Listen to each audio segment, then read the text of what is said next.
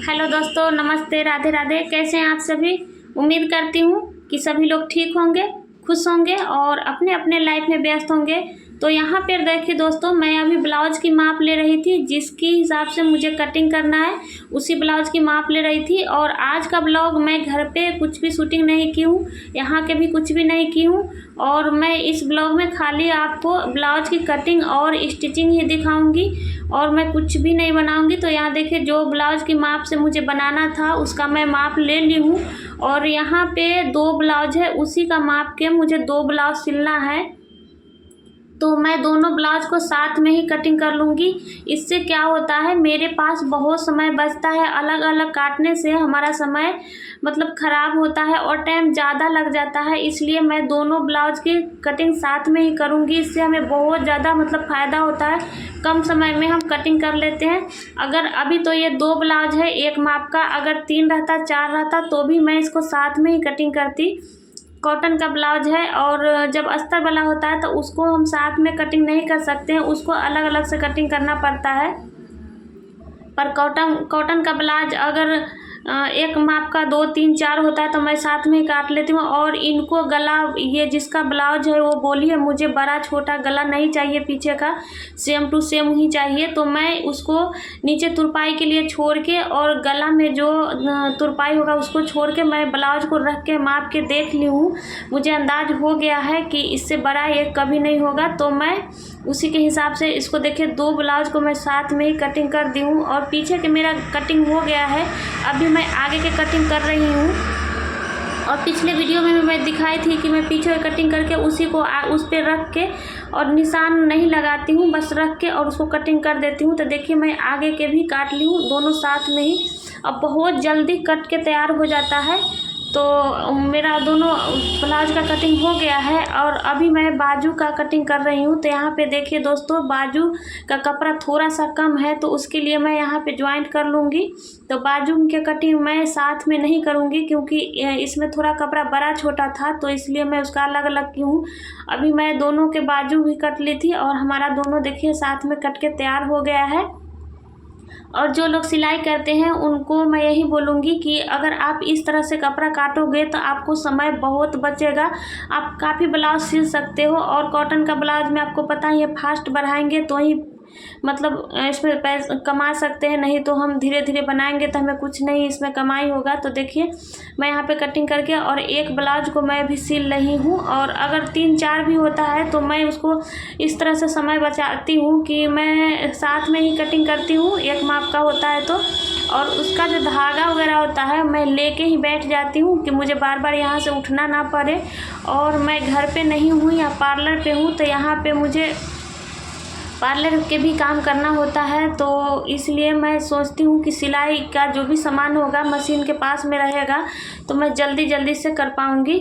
तो देखिए दोस्तों, एक ब्लाउज लगभग मेरा बन जाएगा। इसका मैं सारा जॉइंट वगैरह करके अभी मैं बाजू की फिटिंग का निशान लगा रही हूँ। और मैं बार बार आप लोग से बोलती भी हूँ, पहले भी बोली हूँ पिछले वीडियो में भी, कि देखिए हमारा सिलाई बाजू से लेके कमर तक कितना सीधी आ रही है फिटिंग का। इसका मतलब है ब्लाउज हमारा परफेक्ट बन रहा है। और यही एक इसका कला है जानने का, जो ब्लाउज हमारा ख़राब नहीं होगा।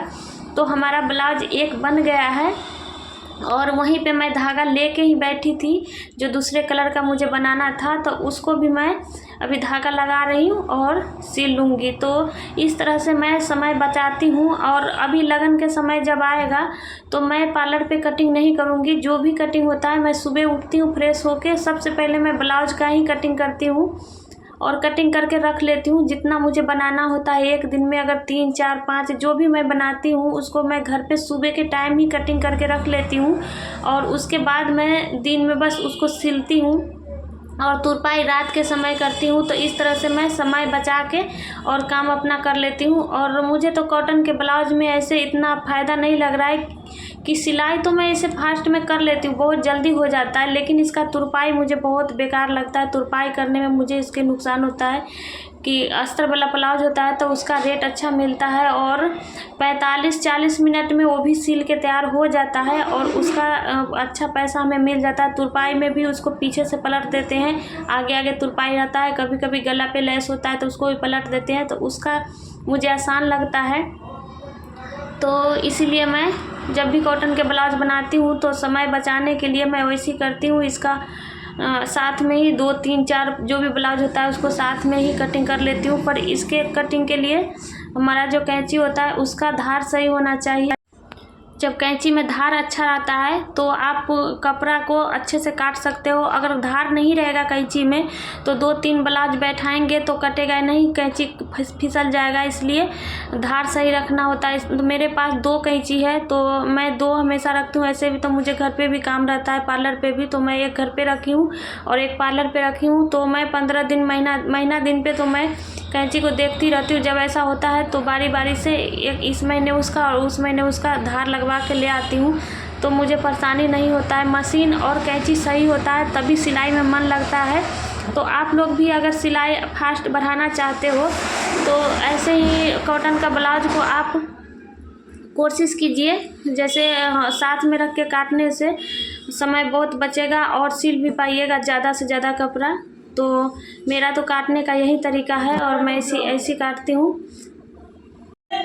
और पहले से भी मैं ऐसी काटती थी अलग अलग ही, पर जब ज़्यादा सिलाई मेरे पास आने लगा था तो मैं खुद से कोशिश की थी तो हो गया था। मैं खुद से कोशिश की थी ये जल्दी, इसमें ज़्यादा टाइम लगता है तो मैं साथ में ही काटूँगी। तो मैं कभी एक बार डरते डरते काटी थी, तब से मैं ऐसी काटने लगी हूँ। और आप लोग भी डरिए मत, जिनको ऐसे लगता होगा कि ख़राब हो जाएगा तो ख़राब नहीं होगा।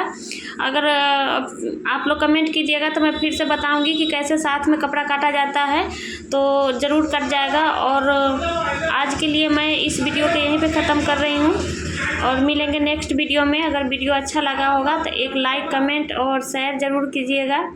तो तब तक के लिए बाय बाय, थैंक यू, धन्यवाद।